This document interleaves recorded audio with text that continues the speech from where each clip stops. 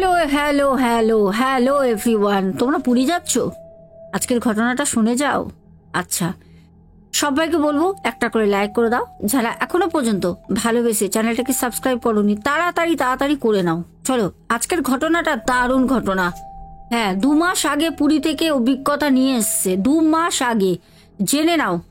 হামেশাই আমরা দীঘা পুরীর ঘটনা অনেক পেয়ে থাকি। অনেক হোটেল আমরা তোমাদের মুখ থেকেই শুনে থাকি, দিদিভাই এই হোটেলটা হন্টেড, এই হোটেলে গিয়ে আমার সাথে এরকম হয়েছে, এই হোটেলে গিয়ে আমার অমুক পরিবারের অমুক লোকের সাথে এরকম হয়েছে। আজকে যারা ঘটনাটা শেয়ার করেন ওনাদের অভিজ্ঞতা আজকে বলবো। 4 জনের নামই আজকে হাইট থাকবে। ওনারা বলেছেন দিদিভাই প্লিজ নাম বলবেন না, কারণ নাম বললে পারে অনেক রকম চাপ, অনেক রকম প্রবলেম হতে পারে। আমি কাল্পনিক একজনের নাম দিচ্ছি এখানে, রিনা দিদিভাই, ঠিক আছে? উনি কিন্তু অনেক বয়োজ্যেষ্ঠ একজন প্রাক্তন স্কুল টিচার। বলেন, আমি আমার পুরো পরিবারটাকে নিয়ে গেছিলাম পুরী ঘুরতে। পুরো পরিবারের মধ্যে আমার ছেলে, বৌমা, এখনো তাদের কোনো সন্তান হয়নি, আর আমার হাজবেন্ড। আমরা 4 জন যাই আমাদের নিজস্ব গাড়ি করে। আমরা পুরী অনেকদিন ধরে প্ল্যানিং করছিলাম, পুরী যাব, একটা প্ল্যানিং হচ্ছিল।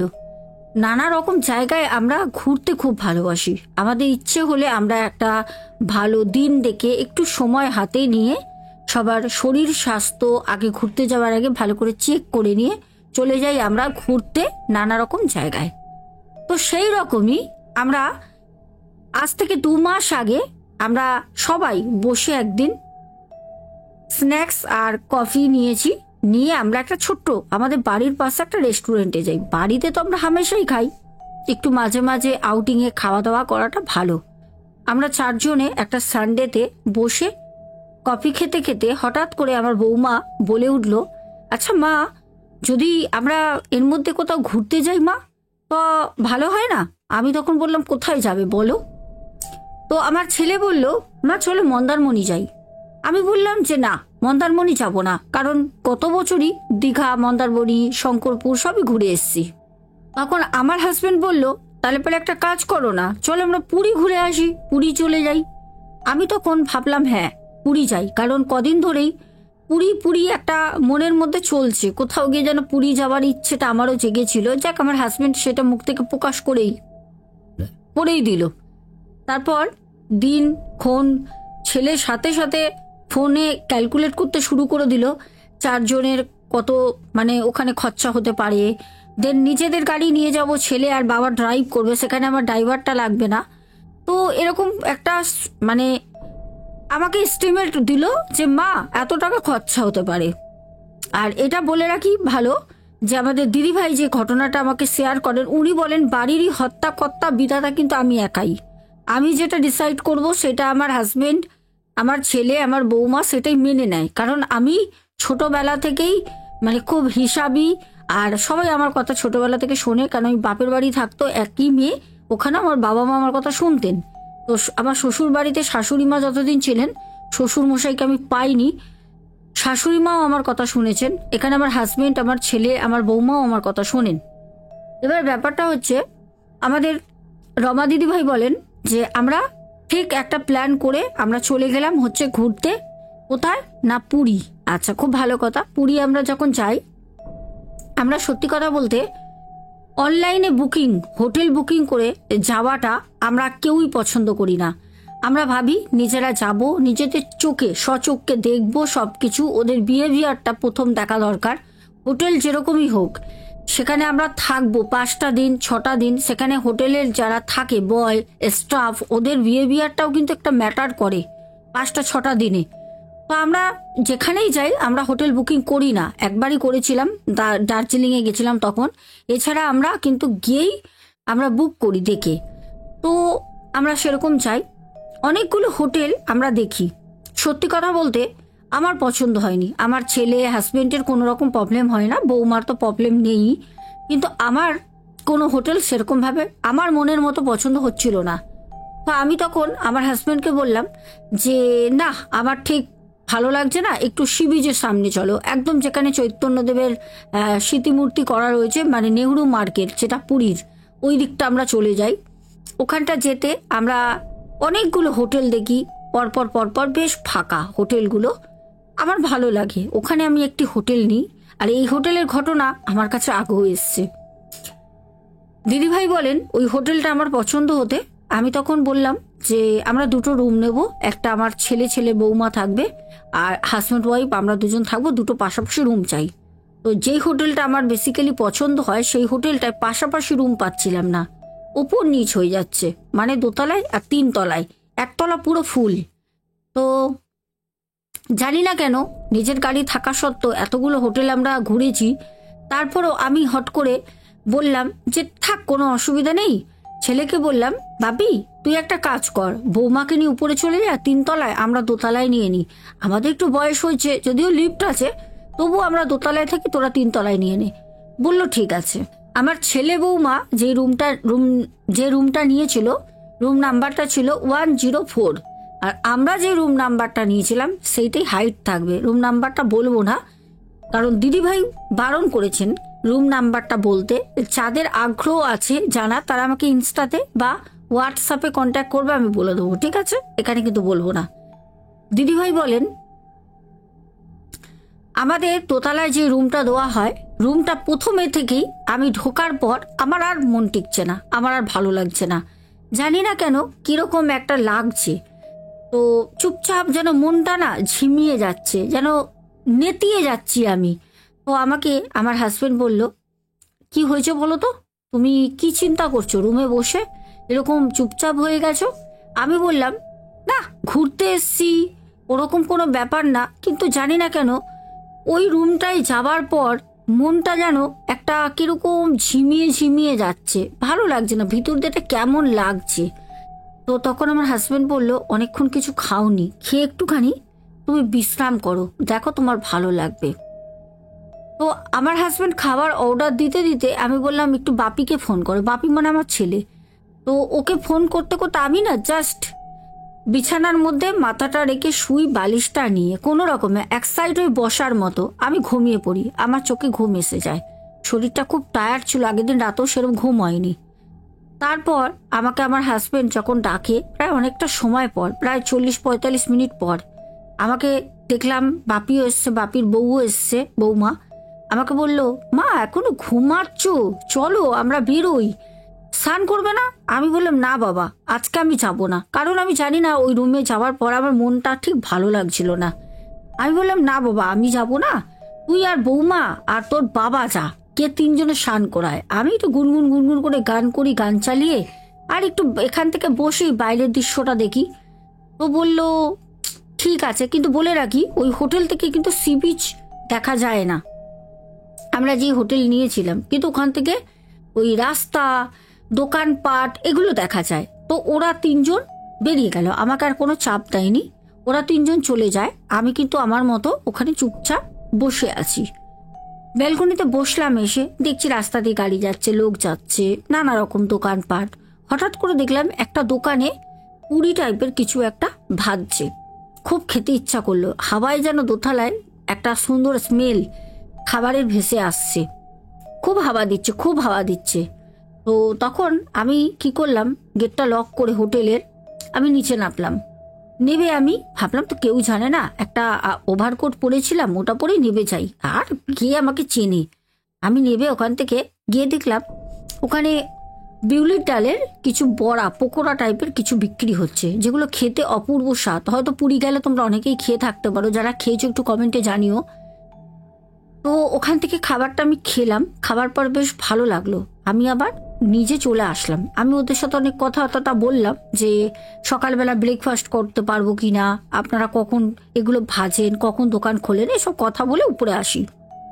এসে আমার রুমে আমি ওই ব্যালকনিতেই চেয়ারটা পাতা ছিল, ওখানে বসে আছি, ব্যালকনিতে বসে রয়েছি। আমার রুমের কিন্তু গেটটা রীতিমতো ভিতর থেকে লক করা, জানি না মনে হচ্ছে আমার রুমের মধ্যে কেউ হেঁটে চলে বেড়াচ্ছে। আমি তো ব্যালকনিতে বসে বাইরের দৃশ্য দেখছি, প্রাকৃতিক দৃশ্য, কিন্তু আমার রুমের মধ্যে দিনের বেলা, তখন কটা বাজছে, আনুমানিক 2:30-3টে, ওই সময় ওই রকম পায়ের একটা শব্দ, মানে 1-2জন যদি ভিতরে হাঁটাহাঁটি করে, যদি রুমের মধ্যে ব্যালকনিতে বসে থাকো, একটা তো শব্দ একটা বোঝা যায়, ঠিক ওরকম হচ্ছে। আমি বারবার করে শুধু পেছন ফিরে ফিরে আমি দেখছি, আমি বারবার করে শুধু ফিরে ফিরে দেখছি যে কি ব্যাপার, রুমের মধ্যে আওয়াজ হচ্ছে না হয়তো করিডর থেকে বাইরে হাঁটাহাঁটি করছে, গেট তো বন্ধ, ওরা তো এখনো ফিরিনি, বাপি বৌমা কেউই ফিরিনি, তাহলে কোথা দিয়ে আওয়াজ আসবে? তো যাই হোক, অনেকক্ষণ পর অনেক আওয়াজটা বাড়ছে আস্তে আস্তে। আমি উঠলাম, উঠে চেয়ারটা সরিয়ে যখন আমি রুমে আসলাম তখন দেখলাম ফ্যান চলছে, কিন্তু আমি খুব ভালো করে মনে আছে আমি কিন্তু ফ্যান অন করিনি, ফ্যানটা চলছে খুব আস্তে, tick tick tick tick tick tick করে, মানে একে দুয়ার হয়েছে।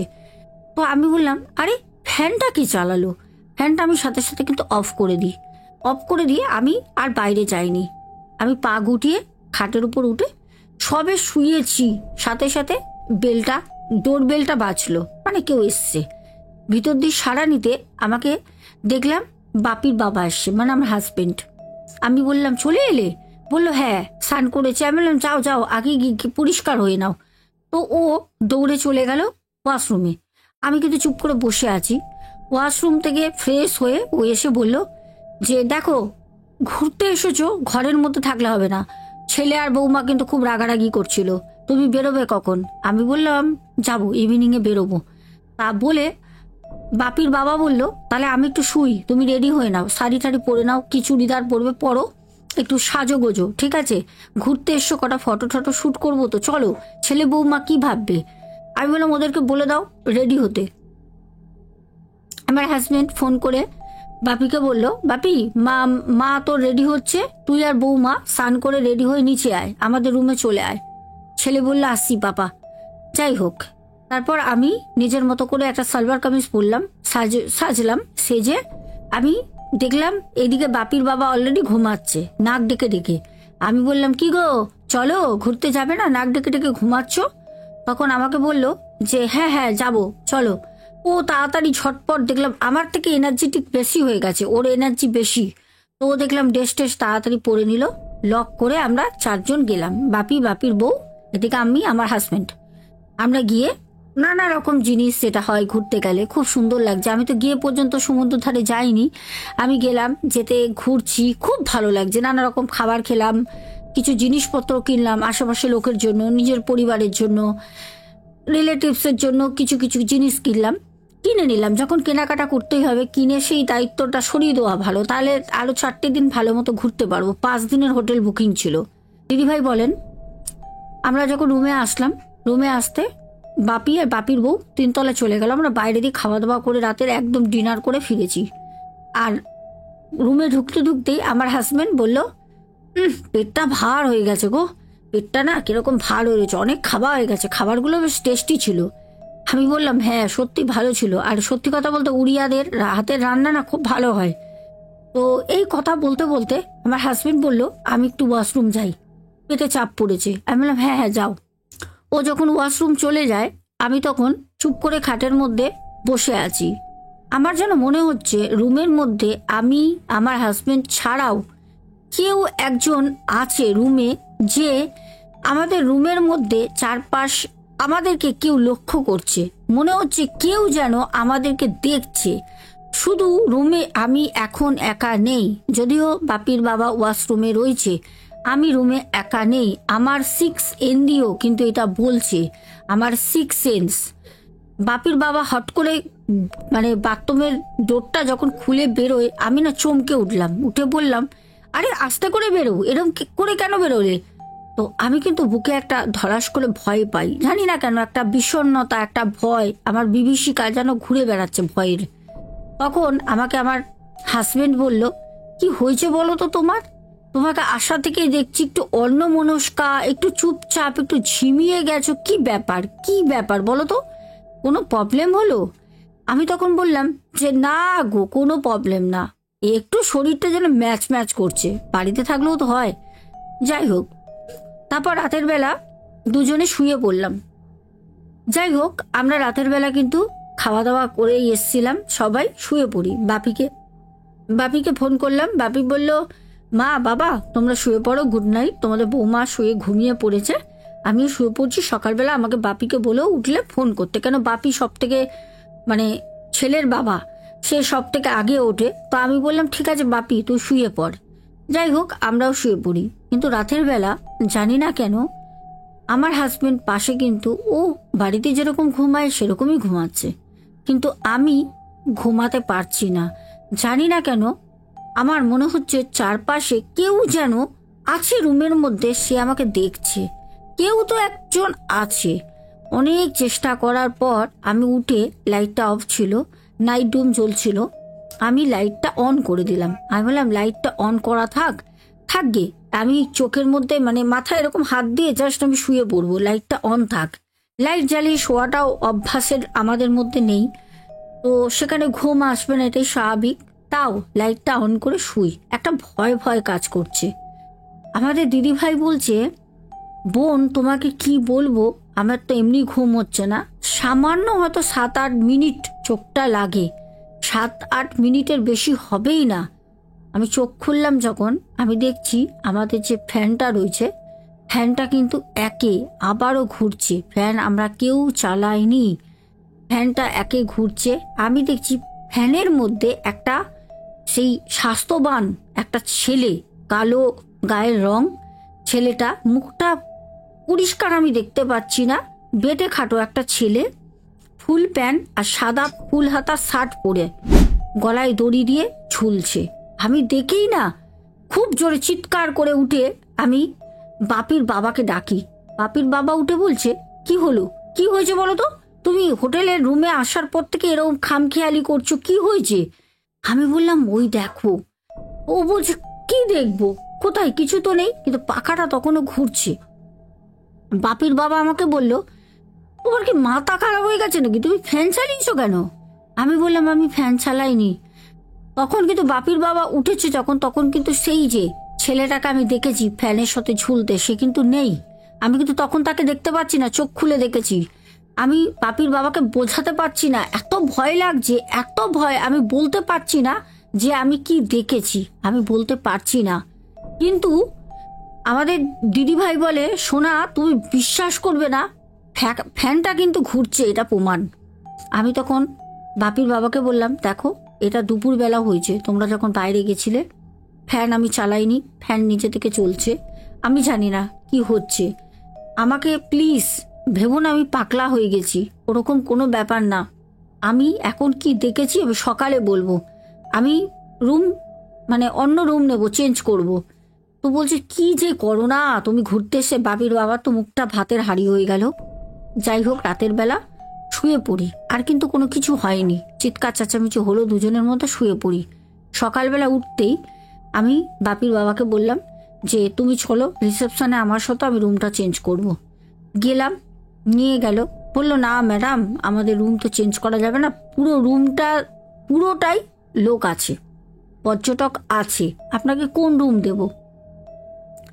কিচ্ছু করার নেই। আমি বললাম যে ছেলে বৌমা উপরে আছে, 3 তলায় যদি হয় কোনো অসুবিধা হবে না, নিচে হলেও অসুবিধা নেই, বা দোতলার মতো অন্য রুম হলেও অসুবিধা নেই। বলছে, না ম্যাডাম সব রুমেই আমাদের লোক আছে, আপনি যদি কালকেও বলতেন তাহলেও হতো, আজকে একটা রুম আমাদের বুকিং আছে দোতলাতেই, একদম সিঁড়ি দিয়ে উঠে ডান সাইডের রুমটা, সেই রুমটা আমাদের এখনো খালি আছে, কিন্তু ওই রুমে লোক আসবে।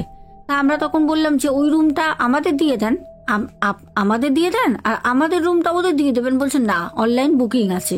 এবার প্রতি কটা রুমের না মানে যে আসবাবপত্র, সেগুলো কালার অনেক রকম ওদের ডেকোরেট করা আছে, আমাদের সাথে সেই রুমটা একসঙ্গে ম্যাচ খাবে না। এবার তারা আসলে টাকা আগে পে করে দিয়েছে, অনলাইন বুকিং করেছে, ঝামেলা হবে। তো হোটেল থেকে ডিরেক্ট বলে দিল যে না ম্যাডাম হবে না, সরি, এই রুমটাই আপনাদের থাকতে হবে। তো আমার হাজব্যান্ড তখন বললো, আপনাদের কি রুমে কোনো ইলেকট্রিক প্রবলেম আছে, ফ্যানটা থেকে থেকে ঘোরে? তখন একজন বলছে না, আর ম্যানেজার যে ছিল, যে খাতা লিখছে, সে বলছে হ্যাঁ হ্যাঁ ওই ফ্যানটা একটুখানি প্রবলেম হয়, একা একা চলে, একা একা চলে। আমি বললাম, এ কি, আপনারা ফ্যানটা ঠিক করেননি? এখন আমরা আছি, বন্ধ করে দিচ্ছি, যদি ধরেন ওই রুমে কেউ নেই, তাহলে তো ফ্যানটা একা একা ঘুরতে থাকবে, তাহলে তো ইলেকট্রিক আপনাদের পুড়বে না, আপনাদের অসুবিধা। বললো না না, ও ঠিক আছে, কোনো ব্যাপার না, আমরা ওই প্লাগ খুলে রাখি, এই খুলে হ্যান ত্যান বুঝিয়ে দিল। কিছু করার নেই, আমরা আসলাম। আসার পর আমরা সেই রুমেই রয়েছি। আমার ছেলে বলল, কি হয়েছে মা, কোনো প্রবলেম হচ্ছে? তো বাবা সব বলল, বাপির বাবা, যে হ্যাঁ মা এরকম রাতের বেলা এই প্রবলেম হয়েছে। তখন আমাকে ছেলে বলল, মা কি ব্যাপার বলো তো, ছেলে আমার খুব খুব মন বোঝে ছেলে আমার। তখন ছেলে বলল যে কি বলো তো কি হয়েছে মা। আমি তখন বাপিকে বললাম, মানে আমার ছেলেকে আমি বললাম, বাপি এখন কোনো কথা না, চুপ করে থাক, একদম বাইরে গিয়ে সমুদ্রের ধারে চল, আমি বলবো কি ব্যাপার। ঠিক আছে। এবার বৌমা, ছেলে আর হাজবেন্ড তিনজনে বেরোলাম 10টা 10:30টার দিকে দিনের বেলা। বেরিয়ে ওই যে দোকানটা দিয়ে আমি খাবার খাই পুরি, ওই বিউলির ডালের পকোড়া টাইপের, ওখানে গিয়ে খাবারটা খেলাম। সবাই খেলো, খুব ভালো খুব ভালো, দারুণ, এখনো মুখে লেগে রয়েছে। তো খাবার পর ওখান থেকে, আর বলে রাখি আমরাও পুরীতে গিয়ে খেয়েছি, দিদিভাই যেখানে খাবারের কথা বলছেন ওখানে আমরাও খেয়েছি। ওখানে অনেক জায়গায় ওরকম বিক্রি হয়, আমরাও ব্রেকফাস্ট করতাম, বেশ গ্যাস অম্বল কিন্তু হয় না, আর খুবই দারুণ খেতে। যাই হোক, ওখান থেকে আমরা বেরিয়ে খাওয়া দাওয়া করে যখন সমুদ্র ধারে যাই, গিয়ে আমরা সবাই জানি পুরীতে সমুদ্র ধারে চেয়ার 10 টাকা করে 20 টাকা করে ভাড়া পাওয়া যায়। তো 10 টাকা করে নিয়েছিল। দিদিভাই বলছেন আমরা চেয়ার নিয়ে 4টে বসে আছি। আমি তখন বললাম যে আজকে রাতের বেলা আমি কি দেখেছি জানিস বাপি? তখন ছেলে বলল, কি দেখেছো মা? বৌমা বলল, কি হয়েছে মা? তখন আমার হাজবেন্ড বলছে, আরে তুই ছাড় তো, তোর মা এসে থেকে হোটেলে কিরকম একটা ঝিমিয়ে ঝিমিয়ে রয়েছে। আমি বাপির বাবাকে বললাম, কথা বলতে দাও, হেয়ালি করো না। আমি তখন ওদের বিষয়টা বললাম যে আমি এরকম শুয়েছিলাম, ঘুম আসছিল না, একটা কিরকম ভয় ভয় লাগছে, মনে হচ্ছে রুমের মধ্যে আমি ছাড়াও কেউ তো আছে যে আমাকে ফলো করছে। আমার মনে হচ্ছে রুমে শুধু আমি একা নেই, হতেই পারে না, আমি একা থাকতেই পারি না। যতই হোক তোর বাবা আমি আছি, তাও মনে হচ্ছে একটা কেউ তো অদৃশ্য আছে যে আমাকে অনবরত তার দুটো চোখ দিয়ে খুব দৃষ্টি দিচ্ছে। আমার শরীর ভালো লাগছে না, খুব ঝিমানো লাগছে আমার। যাই হোক, তো আমার তখন ছেলে বলল, তাহলে মা একটা কাজ করো, তোমরা 3 তলায় চলে যাও, আমি আর তোমার বৌমা দোতলায় থাকি। তখন ওর বাবা বলল, না, বৌমার হট করে যদি কোনো হাওয়া বাতাস লেগে যায় তোর মায়ের কিছু হবে না, তোর মা ও দাপটে মহিলা। তো যাই হোক, সেই কথা আমি সব কিছু বললাম, জানি না ওরা কতটা কানে নিল। তারপর আমরা আনন্দ করলাম, ঘুরলাম ফিরলাম, মন্দিরেও গেলাম, পুজো টুজো দিলাম। আমরা একদম সন্ধেবেলা ঢুকে যাই। সন্ধেবেলা ঢুকে ছেলে বৌমার ঘরে গেলাম, মানে 3 তলায় রুমে যেতে। ওখানে গিয়ে আমরা অনেক কিছু খাবার কিনে নিয়ে এসেছিলাম, ভেজ নন ভেজ সব রকম খাবার খেলাম হোটেলে রুমে বসে। তারপর খাবার পর আমরা রাতের বেলা বললাম, আজকে টিফিনটা জবরদস্ত হয়েছে ইভিনিংয়ে। তো এখন আর রাতের বেলা আমরা সবাই বললাম ডিনারটা আর করবো না। তো সবাইকেই বললাম, সবাই বললো কেউ খাবো না, যা খেয়েছি তারপর আর খেতে লাগে না। চাউমিন, তারপরে তোমার চিকেনের অনেক প্রিপারেশন, অনেক কিছু আইটেম এনেছিলাম, আর পেটে জায়গা নেই। তো বৌমাও বললো যে মা আর রাতে খাবো না, খেলে পারে ওভার হয়ে যাবে খাবারটা। ঠিক আছে। তো আমরা দোতলায় চলে আসলাম, ছেলে বৌমা উপরে রয়েছে। রুমে আসতে আসতেই যখন রুমের লকটা খুলে ঢুকলাম, চোখটা গেলাম আমার পাকার দিকে। চোখটা পাকার দিকে যেতেই দেখলাম পাকাটা তখনও যেন ঘুরছে, মনে হচ্ছে যেন ও আমাদের জন্যই অপেক্ষা করে বসে আছে যে আমরা কখন ঢুকবো। আমি আমার হাজব্যান্ডকে বললাম, উপরে দেখো। আমার হাজব্যান্ড বলল, হ্যাঁ, তা কি হয়েছে? ওদের ইলেকট্রিক প্রবলেম আছে তো, ওরা তো বললো, ওই জন্য পাকাটা ঘুরছে। বলে ও খুব জোরে ওই যে সুইচ বোর্ড থাকে, থাপ করে সুইচ বোর্ডের মধ্যে হাত দিয়ে ফ্যানের যে সুইচটা, ফ্যান লেখা ছিল, ওটা অফ করে দিল। মানে ওর একটা রাগ হচ্ছে। আমি বুঝতে পারলাম যে বেশি কথা বলা যাবে না, চেপে থাকাটাই ভালো। 2 দিন তো হয়ে গেল। চলো, পরের দিন আমাদের পুরোটাই আইডিয়া ছিল আমরা চিল্কা থেকে শুরু করে নন্দনকানন, উদয়গিরি, খণ্ডগিরি সবগুলোই আমরা পরের দিন ভিজিট করব। ভালো কথা। রাতের বেলা সারা রাত শুয়ে রয়েছি, মনে হচ্ছে যেন আমাকে কেউ মুখের সামনে এসে এরকম করে আমার দিকে কেউ তাকিয়ে রয়েছে। আমি কোনো মতে 2 চোখের পাতা এক করতে পারছি না। একবার আমি বালিশ চাপা দিচ্ছি মুখে, একবার হাজবেন্ডকে মানে জড়িয়ে ধরে শুচ্ছি, একবার নিজের মানে কি বলবো কাপড়টাকে চোখের মধ্যে দিয়ে শুচ্ছি। এদিকে লাইট তো অন আছে, কোনো মতে কিন্তু আমি ঘুমাতে পারছি না। কোনো মতে কিন্তু আমি ঘুমাতে পারছি না। আমি চুপ করে বসে রয়েছি, চুপ করে খাটের মধ্যে বসে রয়েছি। অনেকটা সময় চলে যায়। বাপির বাবা বাথরুমে যাবে বলে ঘুম থেকে ওঠে। বাপির বাবা আমাকে বলল, কি গো, তুমি এখনো জেগে আছো, ঘুমাবে না? আবার কি দেখলে রাতে? আমি বললাম, না কিছু দেখিনি। তুমি যাও, ওয়াশরুমে যাচ্ছ তো, আমার ঘুম আসছে না। বাপির বাবা বলল, চুপ করে শোও তো, যত মাথার মধ্যে চিন্তা এসে থেকে। আমি তো দিব্যি রয়েছি, কি এমন চিন্তা তোমার? সে বলে নিজের মতো নিজে ওয়াশরুম থেকে ফিরে এসে পাশ ফিরে শুয়ে পড়ে। আমি অনেকক্ষণ, ঘুম তো আসছে না, জেগে থাকতে থাকতে একটা সময় আস্তে করে বাপির বাবার দিকে ঘুরে, বাপির বাবা তো আমার দিকে পেছন ফিরে শুয়ে রয়েছে, আমি ওইদিকে ঘুরে শুয়ে পড়ি। চোখে ঘুমটা লাগে, এমন একটা ঘটনা ঘটলো মানে বলার মতো না। দিদিভাই বলছে, সোনা তুমি আমার থেকে অনেক বয়সে ছোট বোন আমার। আমি বুঝতে পারছি কেউ যেন আমার পাশে পেছনে, আমার ঘুম এত শক্ত না যে কোনো রকম কিছু হলে আমি বুঝতে পারবো না। খাটটা যেহেতু অনেকটাই বড় দুজনের জন্য, আমার হাজব্যান্ড তো একটা ধারে শুয়েছে, আমি মাঝখানে, পেছনে অনেকটা জায়গা আমার। আমি বুঝতে পারলাম কেউ যেন বিছানার মধ্যে পায়ে চাপ দিয়ে কেউ উঠলো আমার পেছনে। আমার চোখটা বড় বড় হয়ে গেল, বুকের ভিতরটা মানে ধরাস ধরাস ধরাস করছে, খুব ভয় পাচ্ছি। কি হলো? স্বামী তো সামনে শুয়ে, পেছনে কে উঠলো? তারপর আমি বুঝতে পারলাম কারোর একটা স্পর্শ, সে কিন্তু আমার পেছনে যেন শুলো না বসলো বুঝতে পারছি না, কিন্তু মনে হচ্ছে আমার পেছনে কেউ একজন আছে। আমি কি করব? আমি এত ঘামছি, শুয়ে এত ঘামছি, হঠাৎ আমি দেখছি ফ্যানটা আবার চলছে, আবার ফ্যানটা চলছে। শুধু এখানে ভাবার সেই সিচুয়েশনটা, যাদের সাথে ঘটনাটা ঘটেছে, দিদিভাইয়ের সিচুয়েশনটা ভাবো, যদি আমরা ঘুরতে গিয়ে আমাদের সাথে এরকম হয় তাহলে আমরা কি করব? আমরা কি করব? দিদিভাই বলছে, আমি না ঘুরতে পারছি, না আমি আমার হাজবেন্ডকে ডাকতে পারছি, আমি কি করব? আমি কিছু বুঝে উঠতে পারছি না। আমার সারা শরীর ঠান্ডা হয়ে গেছে, শরীর থেকে দরদর করে ঘাম বেরোচ্ছে, আর চোখটা শুধু আমি চেয়েই রয়েছি। আমার সারা শরীর অবশ, আমার গায়ে কোনো জোর নেই, কিচ্ছু নেই, কি করব?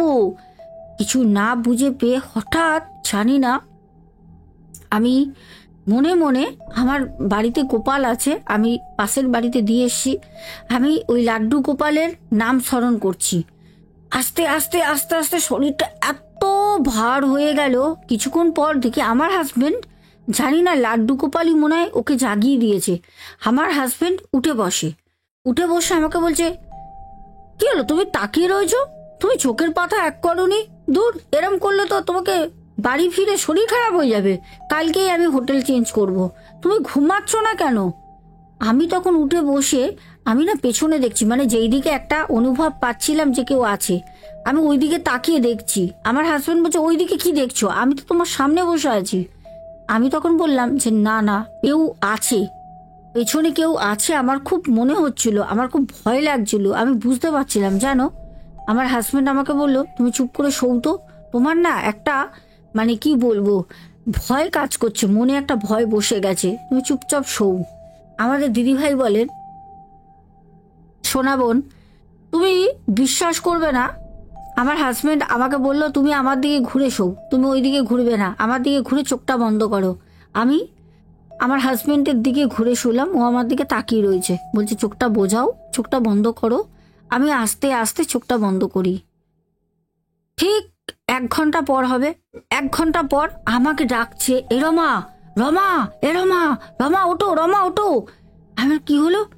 এতক্ষণ ঠিকমতো আমি ঘুমাতে পারছিলাম না, এখন যদিও আমি ঘুমিয়েছি, আমার হাজব্যান্ড আমাকে ডেকে তুলছে। আমি উঠলাম, আমি কি হয়েছে? বলছে, রমা দেখো আমাদের জিনিসপত্রগুলো, কিছুক্ষণ আগে তো আমি বাথরুমে গেলাম উঠে, তখন তো এরকম ছিল না, আর পাখাটা আবারও ঘুরছে, ওই পাখাটা একে আবারও ঘুরছে, আর জিনিসপত্রগুলো, আমাদের জিনিসপত্র বলতে যেগুলো আমরা জামা কাপড় এক্সট্রা জুতো যেই সব নিয়ে গেছিলাম, সেইগুলো ঠিক যে গেটটা রয়েছে, রুমের গেট, ঠিক ওই রুমের গেটের সামনে কেউ না মনে হচ্ছে ছিটিয়ে ছিটিয়ে রেখে দিয়েছে, গেটের সামনে ওগুলোকে রেখে দিয়েছে, রুমের ভেতরেই, ঠিক গেটের সামনে। এটা কি করে পসিবল? এটা কি করে হতে পারে? তখন আমার হাজবেন্ডকে আমি খুব ভয় পাই, বললাম, দেখলে তো, আমাকে বলছিলাম, তখন আমার হাজবেন্ড বলল, ঘড়িতে দেখে তখন 3:45 বাজে, ভোর। বললো দাঁড়াও বাপিকে ফোন করি। আমি বললাম ওদেরকে আর ঝালিও না, থাকবে, একটু পরে তো সকাল হবে। বললো না, এক মুহূর্ত এখানে থাকবো না। সাথে সাথে বাপিকে ফোন করে, 2-3টে কল হওয়ার পর, মানে রিং হওয়ার পর বাপি ফোনটা রিসিভ করতে বললো, কি হয়েছে বাবা? আমি তখন বাবা সব বললো। তখন বলছে ঠিক আছে, তুমি আর মা চলে এসো, আমরা লক করে দিই। জিনিসপত্র সব ওরকমই ছিল, যেরকম অবস্থায় ছিলাম ওই রকমই, শুধু ফোন দুটো নিয়েছি, নিয়ে সোজা ছেলের 3তলা চলে গেলাম রুমে। রুমে যেতে তখন সব কথা আলোচনা করলাম, বললাম। তখন ছেলে বললো তাহলে কি করা যাবে? তো তখন আমার হাজবেন্ড বলল, দেখ অন্য রুম নেব, অন্য রুমে থাকলে একটা এক্সট্রা টাকা আমাদের পে করতে হবে, কারণ এখানে আমাদের 5 দিনের হোটেল বুকিং করা হয়ে গেছে। তার থেকে ভালো আমরা কালকে বাড়ি ফিরে যাই। কালকে বাড়ি ফেরার আগে আমরা সাইট সিনগুলো নিজেদের গাড়ি করেই তো আমরা করে নেবো। করে নিয়ে যদি আমাদের ভুবনেশ্বর বা আদার্স কোনো সাইডে কটকের দিকে যদি রাতটা আমাদের কাভার করতে হয়, তাহলে আমরা ওই দিকে একটা হোটেল নিয়ে নেব, কিন্তু এই হোটেলে থাকবো না, কালকে বেরিয়ে যাই। তো সেরকম আমরা বললাম ঠিক আছে, ছেলেও বৌমাও বলল ঠিক আছে। তারপরে কোনো রকমে সকাল হতে এসে রুমে ব্যাগপত্র গুছিয়ে নিয়ে রুম ছাড়লাম। হোটেলের লোকরা সবাই দেখছি কেউ কিছু বলছে না, আগে চলে যাচ্ছেন কেন বা কিছু। শুধু আসার সময় আমি একটাই কথা বলে আসলাম, পয়সার জন্য এরম নোংরা বিজনেস করবেন না। আপনাদের এই রুমের মধ্যে কি আছে? বলছে কি আছে, এখানে কিছু নেই তো, এত লোক থাকছে, কেউ তো আপনাদের মতো কমপ্লেন করছে না, কি আলতু ফালতু কথা বলছেন, এখানে কি থাকবে? আর ওদের সাথে তো পারা যাবে না, উড়িয়া বিভর্ষ ওদের তখন ওখানে পাওয়ার, এমনিতেই তো পুরীতে ওদের অনেক পাওয়ার। যাই হোক, ওখান থেকে আমরা চলে আসলাম। এসে আমরা সাইট সিন করলাম, সাইট সিন করে আমরা ভুবনেশ্বরে একটা রাত থাকলাম। সেই দিন একটা হোটেল নিয়ে একসঙ্গে 4 জনই ছিলাম, একটা রাত থাকলাম, থেকে পরের দিন সকালবেলা ওখান থেকে রওনা দিলাম। সেই দিনও আমরা চলে আসতে পারতাম, বাট যেহেতুনিক আমার শরীরটা খারাপ ছিল, আমি যেহেতুনিক এই 2-3টে দিন ঘুমাইনি ঠিক মতো, বললো যে না সারা রাত জেগে দরকার নেই, ওর থেকে ভালো ঘুরতে ঘুরতে অনেকটা টাইম হয়ে গেছে। তো একটা রুম নিয়ে সেদিন আমরা ভুবনেশ্বরে স্টে করে পরের দিন সকালবেলা আমরা সোজা বাড়ি। এই ছিল আমার দিদি ভাইয়ের অভিজ্ঞতা। পুরীতে এখন অনেক অনেক ঘটনা পাচ্ছি, পুরীর প্রচুর ঘটনা আমার কাছে আসছে। দীঘাতে তো আছে, পুরী মানে এবার কোনো জায়গায় সত্যি কথা বলতে ঘুরতে যেতে সত্যি মানে তোমরা বলো না দিদি ভাই, ঘটনা শুনে শুনে ঘুরতে যেতে ভয় করে, সত্যি ভয় করে, ভয় করারই মতো।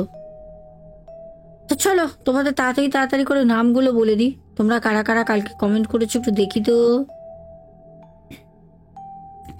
আচ্ছা, বিনোদ রয় বলেছো তুমি খুব ভালো বোন, আমি নিজে তার প্রমাণ পেয়েছি। খুব ভালো থেকো, সুস্থ থেকো। আপনিও খুব ভালো থাকবেন দাদা ভাই। পং হিন্দু হেসেল, তানিয়া অধিকারী, তারপরে কমেন্ট করেছো পায়েল মণ্ডল। পায়েল মণ্ডল পরপর 2টো কমেন্ট করেছো। তারপর শেউসি, মাহি রয়, এসদেব রয়, তারপরে এসদেব রয় পরপর 3টে কমেন্ট করেছো। আচ্ছা, তারপরে সোনালী রয় চৌধুরী বলেছো মনটা খারাপ হয়ে গেল। সত্যি মনটা খারাপ হওয়ার মতনই গো। আচ্ছা, তারপর রিনা চক্রবর্তী কমেন্ট করেছো, পিউ মুখার্জি। আচ্ছা, তারপরে মণিদীপা বিশ্বাস, কাকুলি রয়। আচ্ছা, সিম্পল, আচ্ছা এটা কে দেখি, আচ্ছা আলপনা দে কমেন্ট করেছো, সঙ্গীতা দিদি ভাই, সোমা চক্রবর্তী দিদি ভাই, অমৃতা সরকার, পারমিতা সাহা, প্রদীপ দাস পরপর 2টো কমেন্ট করেছো। লক্ষ্মী ভট্টাচার্যা, লাভ ইউ বলেছো, লাভ ইউ টু। আচ্ছা, তারপরে মাহি, মৌমিতা দাস, সুপর্ণাদি, তারপরে তানিয়া ঘোষ, দিদি কেমন আছো? আমি ভালো আছি বনু, শরীরটা একটু ভালো না, 2 দিন ধরে জ্বর, এমনি ঠিক আছি। আর ঘটনাগুলো খুব ভালো লাগলো, আর লাভ হাটও দিয়েছো। তারপর রাজীব জাসওয়াল, তারপরে সাইবনী দাস, তারপরে SK কালিম দাদা ভাই, তারপরে আশিস মাঝি, তারপরে দেশি ভাই বোন, তারপরে সিনার সুবীর, মঞ্জুষা নন্দী 3টে কমেন্ট করেছো। বর্ষা সরকার, আমাদের বর্ষা সরকার বনু বলেছে, দিদি ভাই আজকে আমার ছেলের জন্মদিন, তুমি আশীর্বাদ করো ও যেন সুস্থ থাকে, মানুষের মতো মানুষ হয়। আমি মন থেকে আশীর্বাদ করছি, আমার বড় মায়ের দৃষ্টি যেন তোমার ছেলের ভাগ্যে পড়ে, ও যেন জীবনে অনেক বড় হয়, মানুষের মতো মানুষ হয়।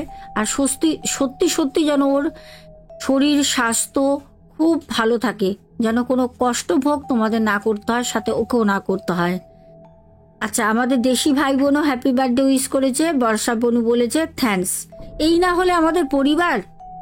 গৌরী বসাক, বর্ষা সরকার বনু আবারও কমেন্ট করেছে। তারপর প্রিয়াঙ্কা গিরি দাস কমেন্ট করেছো। তারপর মুবা পাল, শুভঙ্কর ঘোড়ই, Panther Gaming YT, Lakshmi Bhattacharya, Sumana Bhattacharya, Rupa De, আমাদের বৃষ্টি বোন, তারপরে পিঙ্কি সাহা, কমাল মণ্ডল, সুজাতা দাস, আব্দুল হক ভাই, রূপা দে, তারপরে সুদীপ্ত ব্যানার্জি, তারপরে শুভঙ্কর ঘড়াই, আচ্ছা, তারপরে হচ্ছে বনানী কর্মকার, আচ্ছা, তারপরে বনানী কর্মকার দিদিভাই পরপর অনেকগুলোই কমেন্ট করেছে। আচ্ছা, তোমার ক্যাশ বক্সটা খুব সুন্দর। আমার ক্যাশ বক্স কোথায়? বুঝলাম না দিদিভাই, ক্যাশ বক্স কোথায়? তানিয়া আচারিয়া, তারপর হচ্ছে জয়ন্ত চ্যাটার্জি, সরি, হ্যাঁ জয়ন্ত চ্যাটার্জি, সুস্মিতা বোম্বাদি ভাই, তারপর হচ্ছে নৌমান ভাই, কিষাণু মান্না, সন্তুর দুনিয়া পরপর দুটো কমেন্ট করেছো। পিন্টু ঘোষ, পাপ্পু দে কমেন্ট করেছো। আচ্ছা, টুকু সাবারবাল, এঞ্জেলিনা সোরেন, তন্ময় সামন্ত, তারপরে কমেন্ট করেছো সুদেশনা নন্দী, আচ্ছা বনু, মিষ্টি বনু, তারপরে নীলিমা সিং, তারপরে ঋতিকা মালাকার, সুস্মিতা বোম্বা আবারও কমেন্ট করেছো। তারপরে ডিএসএস বি ফ্যামিলি, আর সীমা দাস মুন্না, দিদিভাই তোমার ভৌতিক গল্প শুনতে চলে এলাম। খুব ভালো করেছো বনু, মিষ্টি বনু আমার। সবাইকে অনেক অনেক ভালোবাসা, সবাই খুব ভালো দেখো। আজকে আসবো, দেখা হবে আগামীকাল ঠিক দুপুর 2টোর সময়। চেষ্টা করব 2টোর মধ্যেই ঘটনা দেওয়ার, আর রাতে যেরকম আসছি 10:30টায় কন্টিনিউ ঘটনা আগে পরে হলেও আসবে, মিস হবে না। তো চলো আজকের মতো সবাই খুব ভালো দেখো। আর হ্যাঁ, বলাই তো হয়নি, হ্যাপি মকর সংক্রান্তি। মকর সংক্রান্তি সবাই খুব খুব খুব বেশি বেশি করে পিঠে খাও আর ভালো থাকো। চলো টাটা।